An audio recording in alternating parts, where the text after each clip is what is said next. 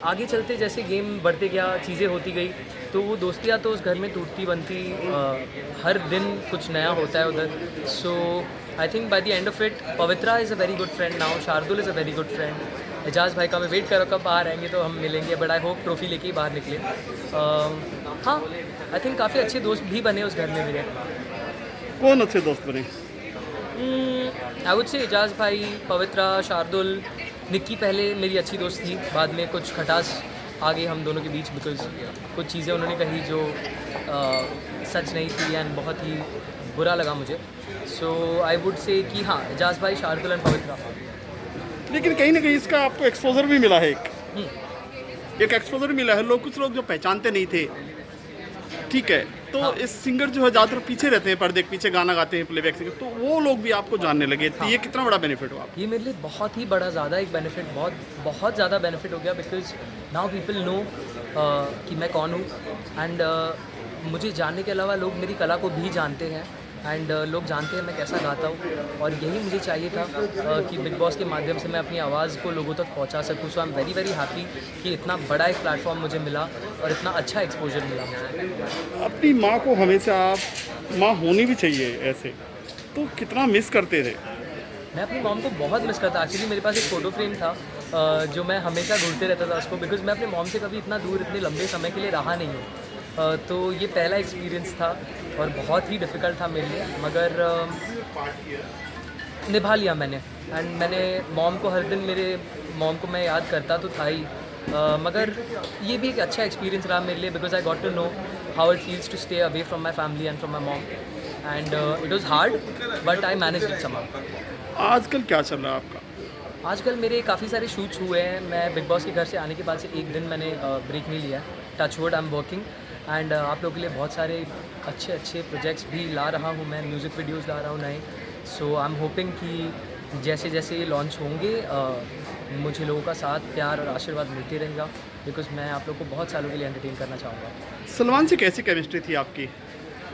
Salman sir के बारे में जितना कहे आई थिंक उतना कम है बिकॉज मैं पहली बात तो सलमान सर से जब मेरी पहली बार मुलाकात हुई थी घर पे, मैं बहुत नर्वस था एंड जब मैं उनसे स्टेज पे मिला तब मैं और भी ज़्यादा नर्वस था, मगर उनसे बातचीत करने के बाद ऐसा लगा कि उनसे बेहतर इंसान शायद कोई मैं आज तक नहीं मिला हूँगा बिकॉज़ वो कभी हमें अनकंफर्टेबल नहीं फील कराते थे और वो बहुत जेन्युइनली, बहुत जेनरसली एंड बहुत जनरली बात करते थे। ऐसा लग ही नहीं रहा था कि Salman sir is talking to us, ऐसा लग रहा था कि हाँ, हमारे खुद के बड़े भाई हमसे बात कर रहे हैं। तो उनके साथ मेरी जो एक बॉन्ड बनी वो बहुत अच्छी बनी, प्यारी बनी एंड मैं आशा करूँगा कि आगे चल के मैं उनके साथ काम भी करूँ एंड जैसे मेरे डैड ने किया है वैसे मैं भी सर के साथ काम करूँ। It will be a big honour for me. कितना गुस्सा आता आपको उस दिन जब आपके बाल काटे गए, आपके साथ बहुत सारी चीज़ें की गई?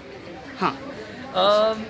मेरे बाल काटे गए, मुझे गुस्सा नहीं आया एक्चुअली बिकॉज मैं जब बिग बॉस के लिए मैं जहाँ गया था वहाँ पर ये सब चीज़ें होती हैं। मैं ये माइंड में लेकर गया था कि हाँ, पीछे नहीं हटना है एंड सिर्फ मेरे बाल नहीं, मेरे बाल, मेरी दाढ़ी, सब कुछ मेरा ऐसे हुआ, मगर it was an experience and it was a very good experience. Given a chance I do it again. जो लोग पैसे देकर जिम में एक्सरसाइज वेट कम करते हैं, आप टेंशन में वेट कम कर लिया आपने। कितना क्या है वेट, कितना हो गया अभी? मेरा वेट अभी 77 है। मैं 92 था जब मैं बिग बॉस में गया था और 2 महीने में तकरीबन कुछ 15 kgs मेरा कम हो गया।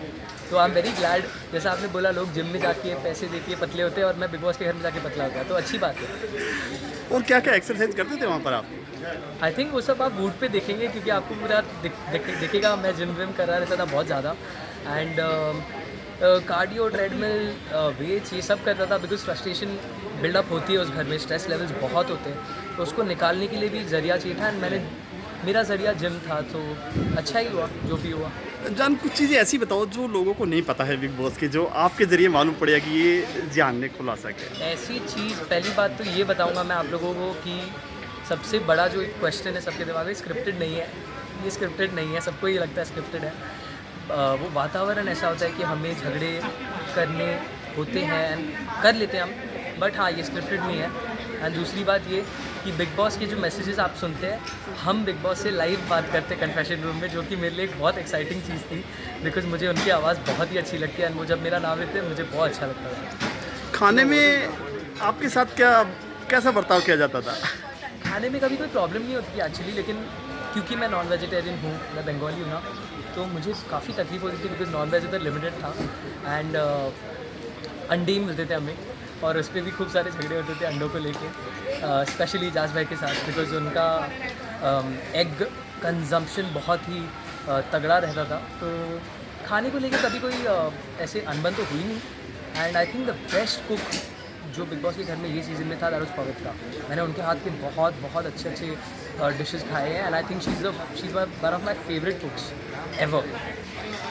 क्योंकि हमने बिग बॉस में देखा बहुत सारी चीज़ें हैं जो प्यार की शुरुआत आपने की थी वहाँ पर, जो प्यार की पहली जो है बीज आपने ही बोया था उधर। हाँ, हाँ प्यार की बीज, हाँ, मतलब शुरुआत। आई थिंक दोस्ती को बहुत ज़्यादा गहरा ये टैग दे दिया लेकिन गया है। अचानक इतनी दूर हो गए, आपकी हाँ। नफरत हो गई।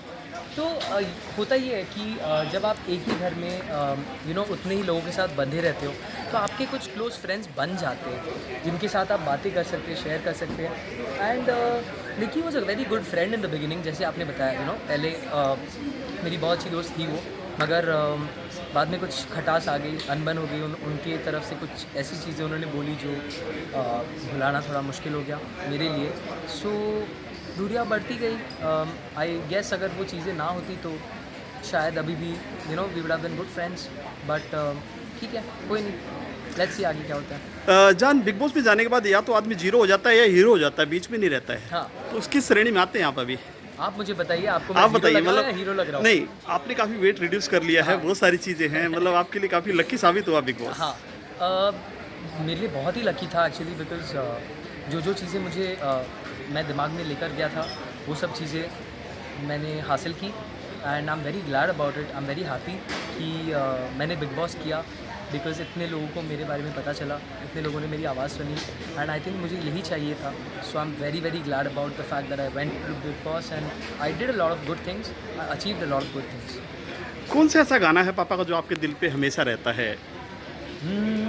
जब किसी की तरफ दिल झुकने लगे, बात आकर जुबां तक रुकने लगे, आँखों आँखों में इकरार होने लगे, बोल दो अगर तुम्हें प्यार होने लगे। This song is my favourite song of my dad. प्यार तो होना ही था फिल्म का टाइटल सॉन्ग एंड ये मेरे डैड का नंबर 1 सॉन्ग है। लगता है आने वाली एल्बम में आप खुद ही एज ए हीरो नजर आने वाले हैं। Wow, thank you for the compliment, but honestly acting के लिए मैंने उतना सोचा नहीं है। मैं अपने गाने पे ही ध्यान देना चाहूँगा एंड आगे बढ़ना चाहूँगा। ये बहुत बड़ी कॉम्प्लीमेंट दी थी आपने, थैंक यू। लेट्स सी आगे अगर कुछ ऐसे ऑफर्स आए तो we'll work on it, I don't mind. सबसे बड़ी बात, आपका एक हर यंगस्टर आपका आइडियल मानता है कि मैं अपने बलबूते पर आगे आया हूँ, आपने कुछ गलत नहीं बोला। हाँ, मैं अपने बलबूते पर इसलिए आ गया हूँ बिकॉज मेरी मॉम ने मुझे एक बहुत स्ट्रॉन्ग अपब्रिंगिंग दिया है एंड जैसा कि आप लोग जानते हैं मेरे डैड एंड मॉम सेपरेट हो गए थे before I was born, but जो भी आज मैं हूँ आई थिंक कहीं ना कहीं मेरे डैड का भी उसमें योगदान है। उनका खून मेरे रगों में दौड़ता है। I think blood is thicker than water, but more of hard work from my mom and me as well. And आगे देखते हैं, आई होप कि I inspire a lot of people because बहुत ऐसे लोग हैं जो आधे रास्ते चलकर गिव अप करने की सोचते हैं। So I don't want to be one of those people. I hope I inspire a lot of youngsters to do what they want and on their own merit.